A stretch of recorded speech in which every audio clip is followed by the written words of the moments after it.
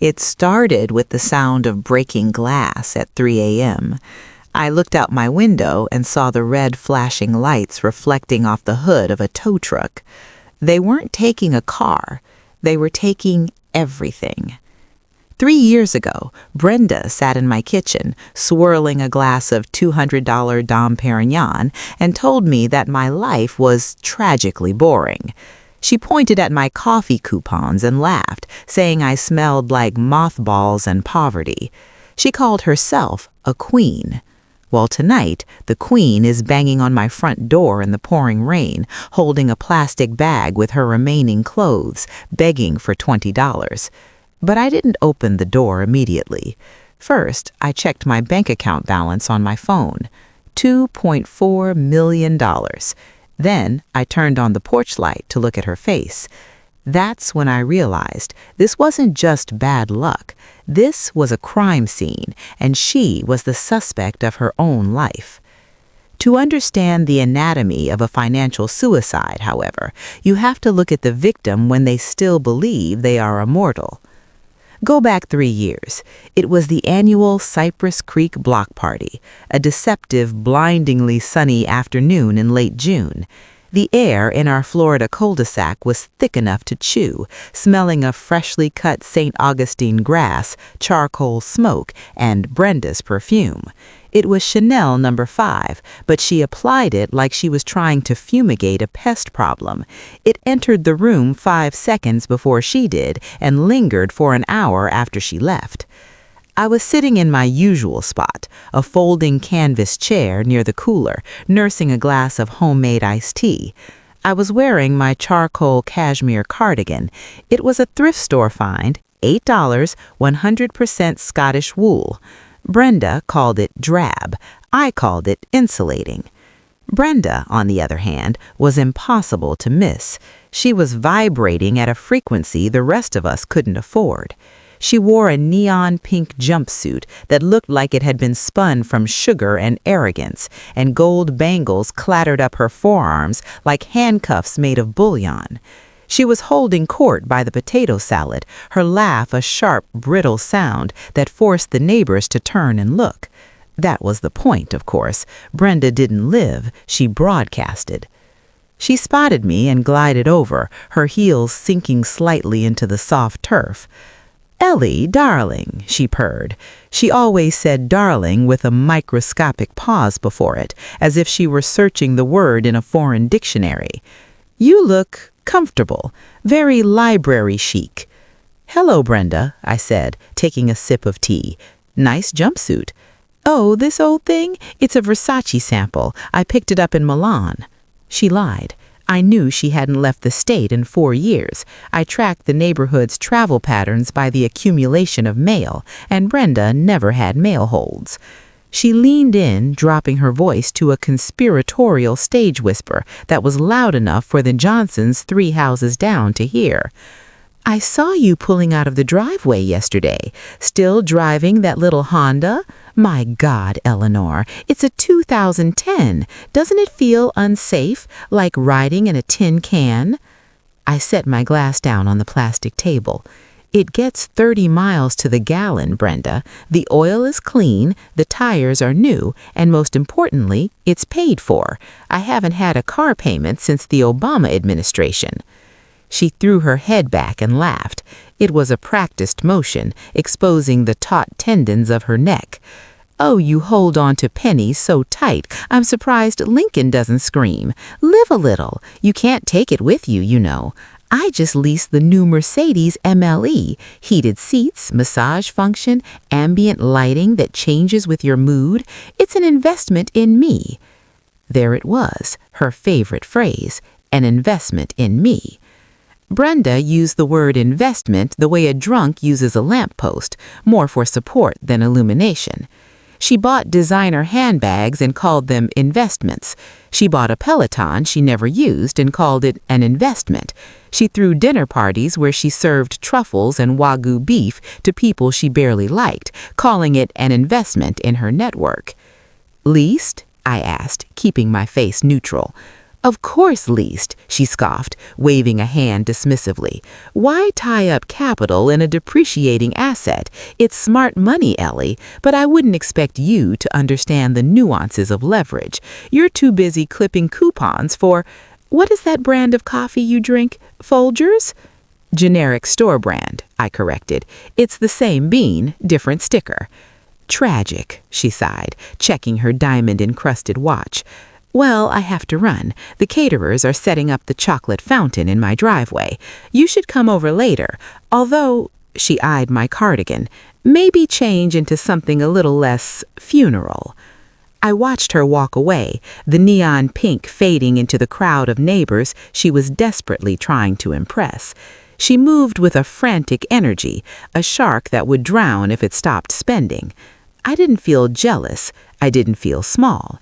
I felt the familiar cold itch in the back of my brain, the sensation I used to get when I scanned a corporate ledger and found a decimal point that had drifted 2 spaces to the right.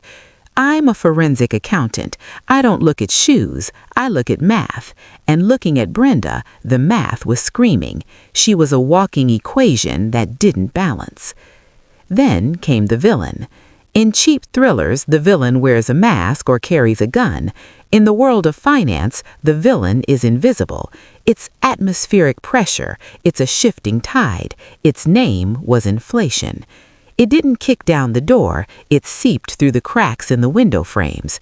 It started slowly. The price of eggs crept up by 30 cents, then $1. Gas prices climbed the marquee signs at the station like a thermometer in hell. Then the Federal Reserve woke up. Interest rates, which had been sleeping in the basement for a decade, took the elevator to the penthouse. For me, this was a nuisance. I adjusted my spreadsheets. I switched from generic turkey to generic ham. I canceled a streaming service I wasn't watching. But mostly, I watched my high-yield savings account actually start yielding. My money, sitting quietly in the dark, began to reproduce. Compound interest is the 8th wonder of the world to those who understand it, and a slave driver to those who don't. For Brenda, it was the apocalypse. She was leveraged to the hilt. People like Brenda live on floating rates, credit card teaser offers, and home equity lines of credit. When the prime rate jumped, the floor beneath her neon pink life didn't just tilt, it vanished. I started watching her, not staring, just observing. I spent 40 years hunting embezzlers and fraudsters. I know how to look without turning my head. The first clue was the silence. The Amazon truck, which used to visit Brenda's driveway with the regularity of a metronome, began to miss beats. Then it stopped coming altogether. The mountain of cardboard recycling that usually choked her bin on trash day disappeared. Then the landscapers vanished. Brenda had a crew of 4 men who came every Tuesday to manicure her lawn, trim the hedges into geometric perfection, and blow every stray leaf into oblivion. For 3 weeks, silence. The St. Augustine grass, thirsty and neglected in the Florida heat, began to brown at the edges.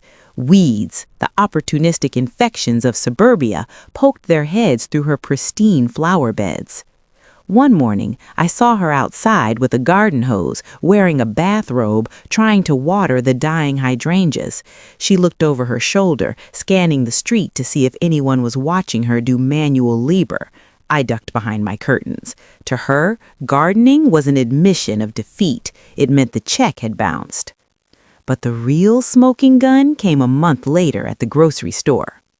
I was in the produce section of Publix, weighing a bag of russet potatoes.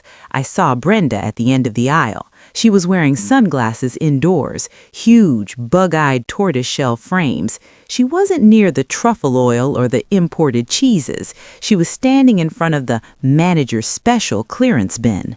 She picked up a package of strawberries. They were organic, $6. She held them for a long moment, her manicured thumbs stroking the plastic.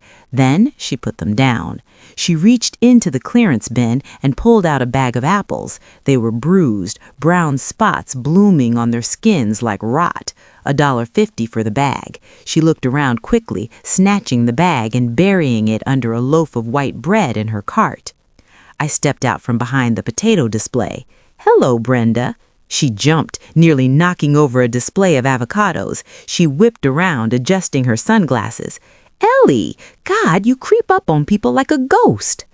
"Just shopping," I said, my eyes drifting to her cart. "Making a pie?" "What? Oh, yes," she stammered, blocking the view of the bruised apples with her body. "A rustic tart. It requires softer fruit for the texture." "Of course," I said. "Smart." "I'm just in a rush," she said, her voice high and thin. "I have a meeting with my wealth manager. We're rebalancing the portfolio, taking advantage of the market volatility, buy when there's blood in the streets." "Is that right? The market is down 20%, Brenda. Most people are holding cash." "Scared money makes no money," she recited, a slogan she'd probably read on an Instagram post. "I'm doubling down." She pushed past me, the wheels of her cart squeaking. I watched her go. She wasn't doubling down. She was folding. She was buying bruised apples to keep up appearances, but the rot was already on the inside. The breakdown accelerated. The neighborhood chatter shifted. The dinner parties stopped. Brenda told everyone she was doing a dopamine detox and focusing on mindfulness, which was code for "I can't afford the catering." Her Mercedes, the one with the massage seats, disappeared. A week later, a rental car appeared in the driveway, a nondescript gray sedan. She told the neighbors the Mercedes was in the shop for custom detailing. It was in the shop for 2 months. I knew the truth. I knew the timeline of repossession. But the final nail in the coffin arrived on a Tuesday. The mail carrier, a substitute who didn't know the route well, made a mistake. I was sitting on my porch reading the Wall Street Journal when he dropped a stack of envelopes on my side table. "Good afternoon, Miss Vance," he tipped his hat. "Good afternoon." I waited for him to turn the corner before I picked up the stack. Most of it was mine, utility bills, bank statements, coupons, but one envelope stuck out. It was addressed to Brenda Sterling. It wasn't a party invitation. It wasn't a glossy flyer for a new spa. The envelope was stark white with a cellophane window. Through the window, the paper inside was pink. Not the fun neon pink of Brenda's jumpsuit. This was the pale, sickly pink of institutional warning. Stamped on the outside in bold red block letters were the words, "Final notice, action required." The return address was Titanium Credit Services, a debt collector, a nasty one. I knew them from my old job. They were the sharks that swam in after the piranhas had stripped the bones. I stared at the envelope. It felt heavy in my hand, heavier than paper should be. It carried the weight of sleepless nights, of panic attacks at 4 a.m., of lies told to friends and family. I stood up, my joints popping, and walked across the lawn. The grass on the property line was a stark divide, my lush green drought-resistant clover mix versus her brown patchy earth. I walked up her driveway. Her front door was ajar, just a crack. The screen door was unlatched. I raised my hand to knock, but a voice stopped me. It was Brenda, but it wasn't the voice of the woman who swirled Dom Perignon. It was a voice stripped of all its royalty, high and jagged with hysteria. "I just need another month," she was screaming. "I can't pay the full $8,000 right now. I can move the balance from the Visa to the Amex. Just tell me the transfer fee." "What do you mean the line is closed? You can't close it. That's my liquidity." I froze, the red-lettered envelope hovering near the doorbell. "Please," she sobbed, the sound muffled by the heavy oak door. "I'm good for it. I'm Brenda Sterling. Everyone knows me. I just need time." I didn't knock. I gently set the letter down on the doormat, right where she would trip over it when she finally came out. As I walked back to my house, the silence of the afternoon felt heavy. The birds were singing, the sun was shining, but the air pressure had dropped. The storm wasn't coming, it was already here, and the queen of the neighborhood was drowning in it. I went inside and opened my laptop. I pulled up the public records database. It's a beautiful thing, public records. They don't care about your jumpsuit. They don't care about your reputation. I typed Sterling, Brenda. The screen populated, and I gasped. Brenda wasn't just broke, she was a hollow shell, and what I was about to find in those records would make the bruised apples look like luxury. The screen glowed with the cold blue light of truth. In my line of work, we used to have a saying, "People lie, ledgers don't." I sat at my dining table, a cup of lukewarm herbal tea beside my laptop, staring at the public records I had pulled on Brenda Sterling. The sun had set hours ago, turning the Florida sky into a bruise of purple and black, but I wasn't looking outside. I was looking into the abyss of Brenda's financial soul. I had expected bad debt. I had expected a few maxed-out visas. I hadn't expected a masterpiece of fraud. Brenda wasn't just living beyond her means. She was running a Ponzi scheme on herself. The UCC filings, Uniform Commercial Code, were a roadmap of desperation.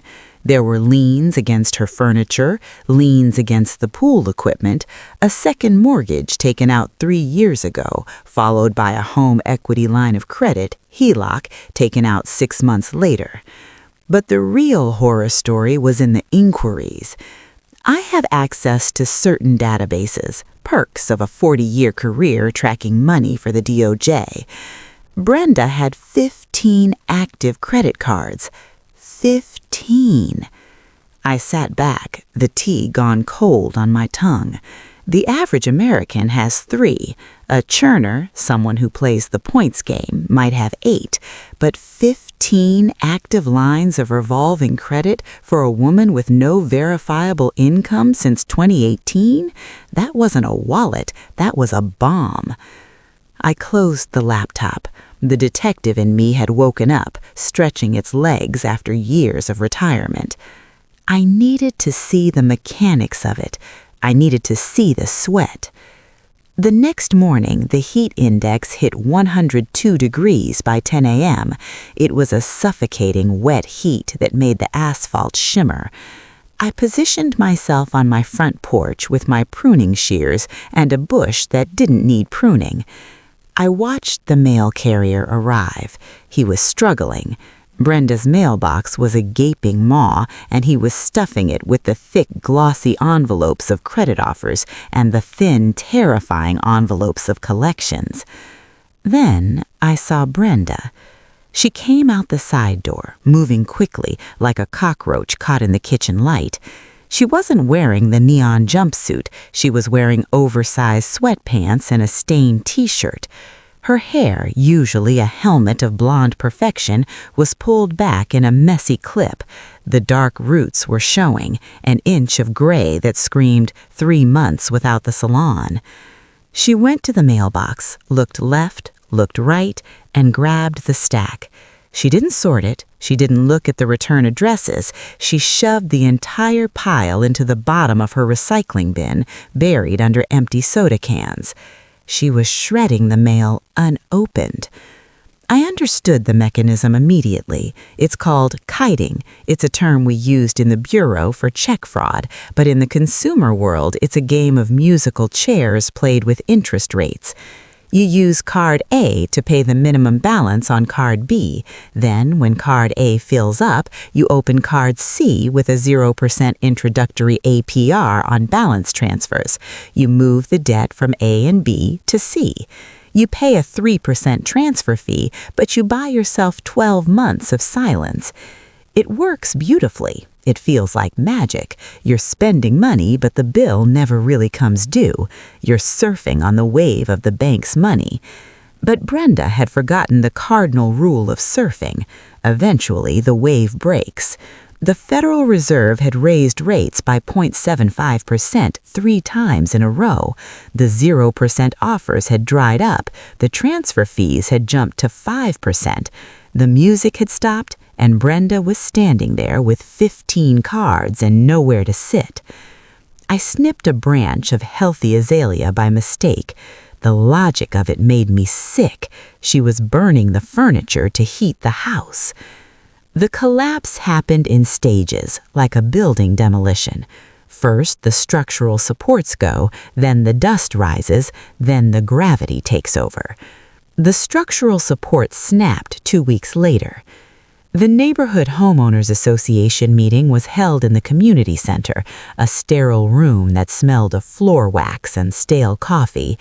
Usually, Brenda held court here. She was the vice president of the social committee. She was the one who insisted we fine the Smiths for leaving their trash cans out past 6 p.m. Tonight, she sat in the back row. She was wearing the neon jumpsuit again, but it hung loosely on her frame. She had lost weight, not the good kind of weight loss, but the stress-induced wasting that eats muscle before fat. Her makeup was applied with a heavy hand, trying to cover the dark circles that looked like bruises under her eyes. The meeting droned on about irrigation repairs when a collective murmur rippled through the room. It wasn't about the irrigation.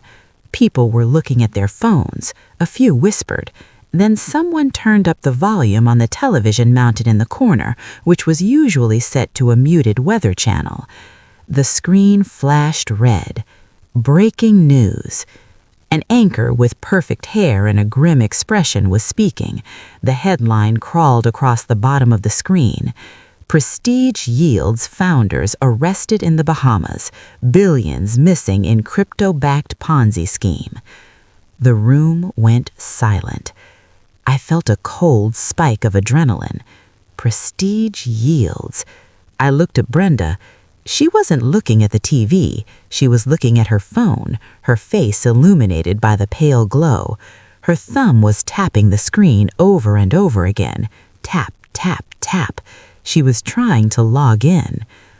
"That's the fund," Mrs. Gable whispered from the front row. "That's the one Brenda told us about, the exclusive club." All heads turned to the back row. Brenda stood up. Her chair scraped loudly against the linoleum. She looked at the TV, then at the neighbors staring at her. Her mouth opened, but no sound came out. "It's a mistake. It's FUD. Fear, uncertainty, doubt. It's a glitch." "They arrested the CEO, Brenda." Mr. Henderson pointed at the screen where a man in handcuffs was shoving into a police car. "Assets frozen. It says 0 recovery expected." Brenda let out a sound that wasn't quite a scream, and it wasn't quite a sob. It was the sound of a balloon popping. "My 401k, she whispered. "I rolled it all over. They promised 18% monthly." The room was thick with awkwardness. These were people she had mocked for their boring index funds. These were people she had called dinosaurs. Now the dinosaurs were watching the meteor hit. I have to make a call," she stammered. She stumbled towards the exit, her gold bangles clinking together, a cheap tinny sound. She hit her shoulder against the doorframe as she ran out into the humid night.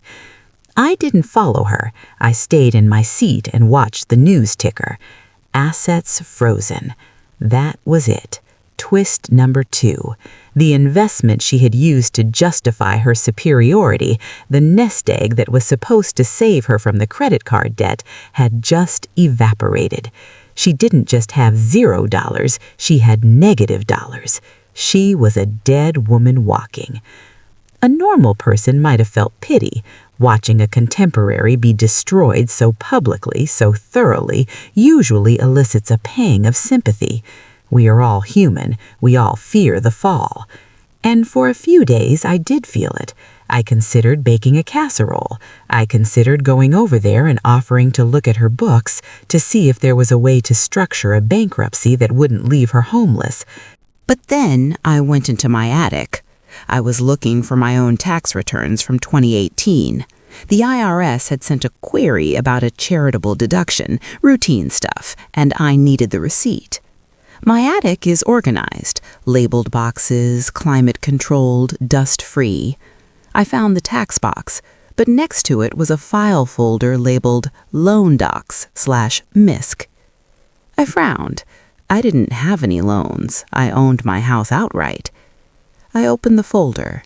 Inside was a single document, crinkled as if it had been balled up and then smoothed out again. It was a personal loan application from 5 years ago. Amount, $50,000. Purpose, home renovation. Applicant, Brenda Sterling. Co-signer, Eleanor Vance. I stared at the paper. The air in the attic was hot and still, smelling of cedar and old paper. My heart skipped a beat, then hammered a hard, angry rhythm against my ribs. I looked at the signature line. There, in blue ink, was my name, Eleanor Vance. It was a good forgery, a very good one. The slant of the E was right, the loop of the L was tight, just how I write it. But the V. I make my capital V with a sharp, distinct point at the bottom, mathematical, precise. This V was looped, it was soft, it was lazy. I closed my eyes and the memory hit me like a physical blow.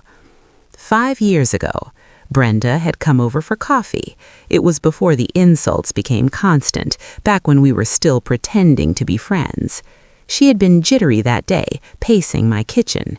She had asked to borrow a pen. She had asked if I had a copy of my driver's license handy because she needed to check the font size for a renewal form. I had left the room to get cookies. She had been alone with my purse. She had tried to take out a $50,000 loan in my name. She had tried to anchor her sinking ship to my hull. I looked at the bottom of the page. There was a stamp, rejected, ID mismatch. The bank had caught it. They had flagged the signature or the ID number, and they had denied the loan. Brenda had never mentioned it. She had just crumpled the paper, or so she thought, and maybe dropped it? No. I turned the paper over. On the back, in my own handwriting, was a grocery list. Milk, eggs, bread. She had used a piece of scrap paper from my counter to practice the forgery, then accidentally left the application mixed in with my papers when she panicked and left. I must have filed it away without looking, assuming it was my own scribble. I stood there in the dusty light, holding the evidence of her betrayal. My sympathy didn't just die, it was murdered. She hadn't just mocked me, she hadn't just laughed at my Honda, she had tried to steal my financial identity. She had tried to ruin my credit, the credit I had built over 50 years of discipline, to buy new countertops for a kitchen she couldn't afford. She wasn't a sad, desperate neighbor. She was a predator. She was a financial vampire, and she had tried to bite me. I placed the document back in the folder. I didn't shred it. I kept it. Evidence is leverage, and you never destroy it. I climbed down from the attic, washed my hands with antibacterial soap, and sat by the window. I looked at her house, the dream house, the stucco palace. I wasn't going to bake a casserole. I was going to wait. The end came faster than I expected. The banks move slowly until they don't. 3 weeks after the Prestige Yields collapse, a sheriff's deputy pulled into Brenda's driveway. He wasn't there to arrest her. He was there to tape a notice to her front door. I watched through my binoculars. Brenda didn't answer the door. The deputy pounded on it, waited, and then pulled a roll of tapes from his belt. He affixed a large, legal-size sheet of paper to the wood. Notice of foreclosure sale. It was a public auction. The bank wasn't interested in payment plans anymore. They weren't interested in excuses about cryptocurrency or liquid assets. They wanted the asset. They wanted the house. I waited until the deputy drove away. Then I waited another hour until I was sure Brenda wasn't going to come out and tear it down. I walked over. The late afternoon sun cast long, distorted shadows across her overgrown lawn. The weeds were knee-high now. The fountain was dry and filled with green sludge. I stood on her porch and read the notice. Auction date, October 1st, 9 a.m., County Courthouse Steps. Minimum bid, $350,000. The house was worth $800,000 on Zillow, but the market was cold. Interest rates were 7%. Nobody was buying luxury homes that needed repairs. Nobody except me. I looked at the Ring doorbell camera. The little blue light was off. She had cut the Wi-Fi to save money. She couldn't see me, but I could see her. Through the side window, past the drawn curtains, I saw a silhouette sitting on the floor surrounded by boxes. I adjusted my cardigan. I walked back to my house, picked up my phone, and opened my banking app. I moved $400,000 from my high-yield savings to my checking account. The hunt was over. The scavenging was about to begin. The morning of October 1st didn't bring the sunshine Brenda loved so much. It brought a gray, spitting rain that slicked the concrete steps of the county courthouse and turned the world the color of a dirty nickel. It was fitting weather for a funeral, which, in a financial sense, this was. I arrived at 8:45 a.m. I wasn't wearing my thrifted cashmere today. I wore a sensible yellow raincoat and waterproof boots. I carried a thermos of coffee, brewed at home, cost 12 cents, and a bank envelope tucked into my inside pocket. The auction was held outdoors, a quirk of state law designed to ensure transparency, though usually only the vultures showed up, and there were vultures today. 2 of them, men in ill-fitting polyester suits, holding clipboards, tapping on their phones, checking comps that no longer existed. They were flippers looking for a quick kill, a coat of paint, and a 20% markup. Brenda wasn't there. Of course she wasn't. The shame would have incinerated her. She was likely hiding behind her curtains, pretending this wasn't happening, just like she pretended the credit card bills were fan mail. The auctioneer, a bored county clerk with a droning voice, stepped out at 9 a.m. sharp. He held a microphone that crackled in the damp air. Case number 24909, foreclosure sale of property located at 742 Cypress Lane. Minimum bid set at $350,000. The flippers exchanged a look. One of them shook his head. "Roof needs work," he muttered, "and the market is tanking. I'm out." The other one chewed his lip. He raised a hand. $350. "I have $350,000, the clerk droned. "Do I hear $360? I took a sip of my coffee. I let the silence stretch. The rain tapped a steady rhythm on my hood.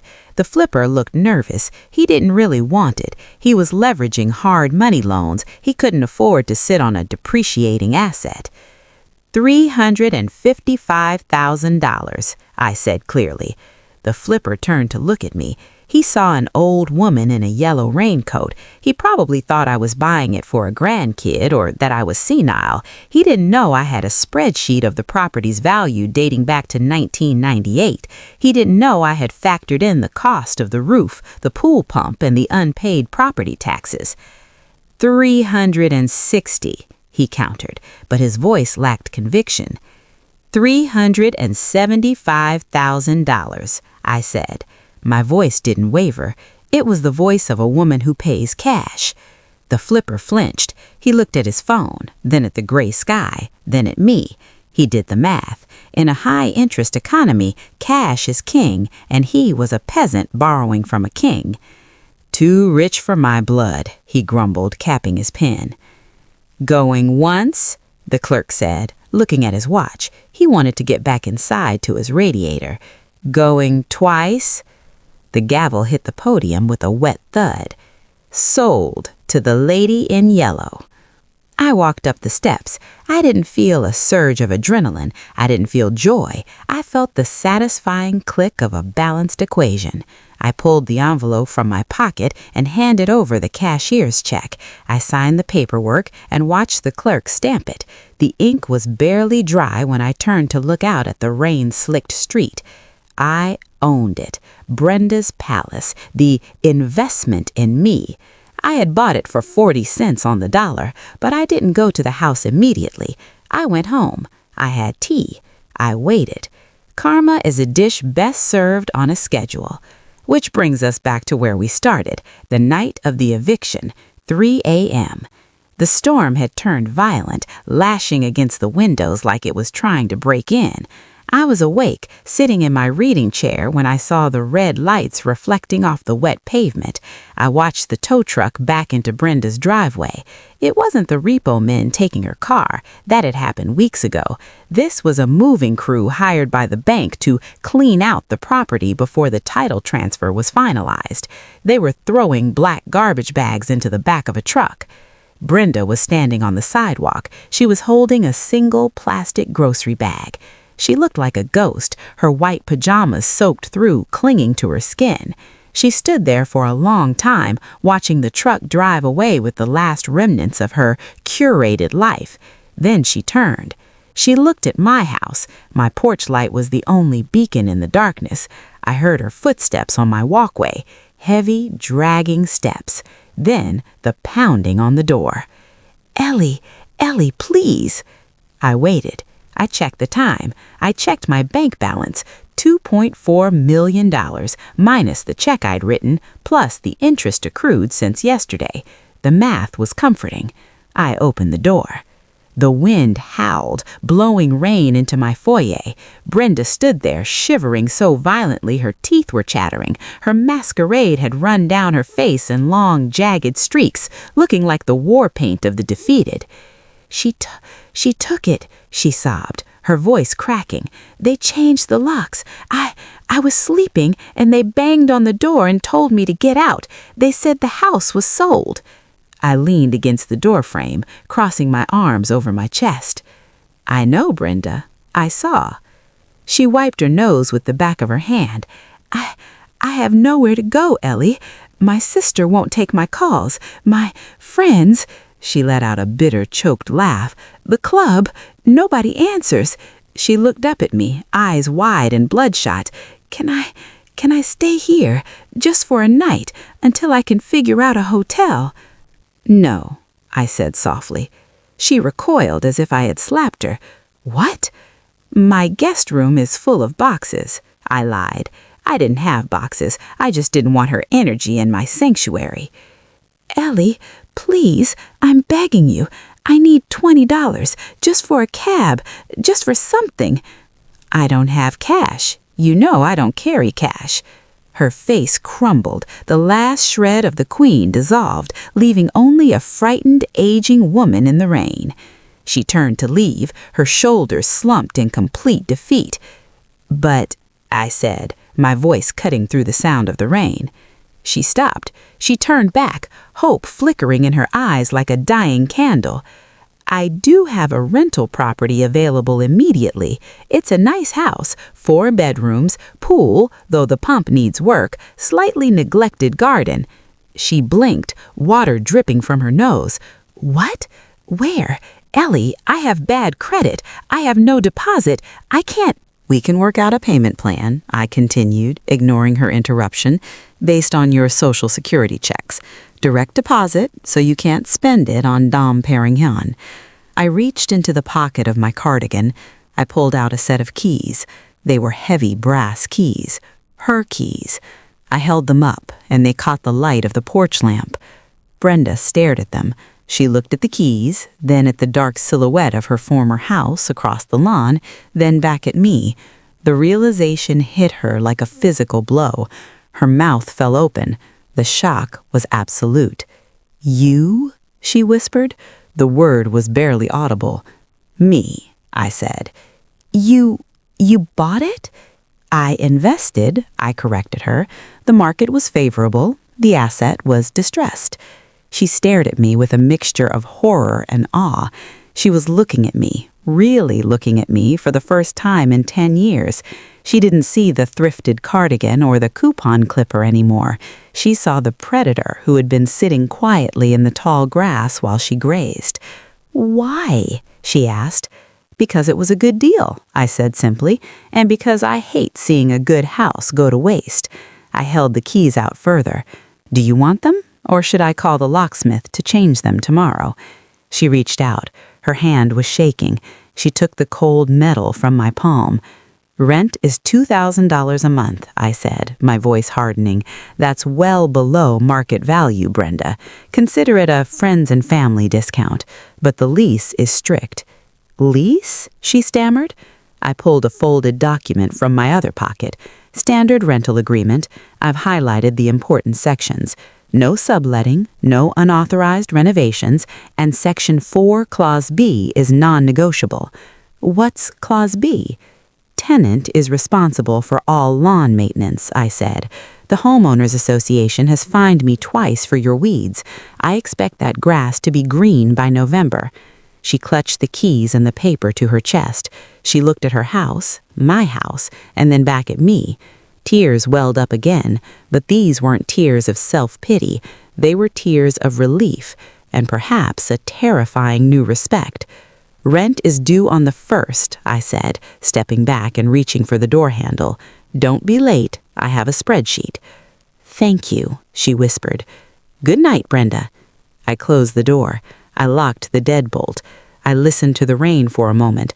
Then I walked into my kitchen, boiled water, and made a cup of tea. It tasted better than champagne. It's been 30 days since the storm. The neighborhood is quiet again. The Amazon trucks don't stop at 742 Cypress Lane anymore.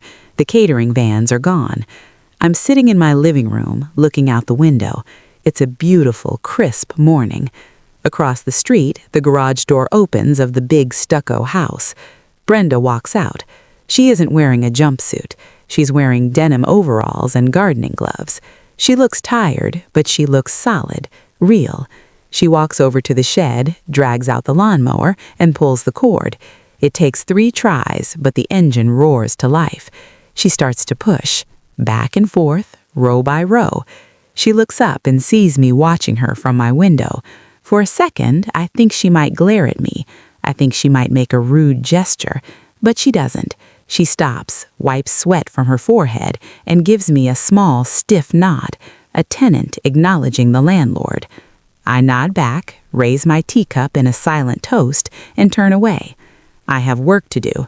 I'm looking into municipal bonds. They're boring, they're slow, but the yield is tax-free, and unlike Brenda's investments, they never, ever crash. Some people want to be queens. I'm happy being the bank. You think Brenda's debt was bad? Wait until you hear about the Crypto King neighbor who tried to dig a tunnel under my garage to hide his gold bars. That story will blow your mind. You do not want to miss what I found in the dirt. Disclaimer: this story is a work of fiction inspired by real events. Names, characters, businesses, places, events, locales, and incidents are either the products of the author's imagination or used in a fictitious manner. Any resemblance to actual persons, living or dead, or actual events is purely coincidental. This video is for entertainment purposes only and does not constitute financial advice.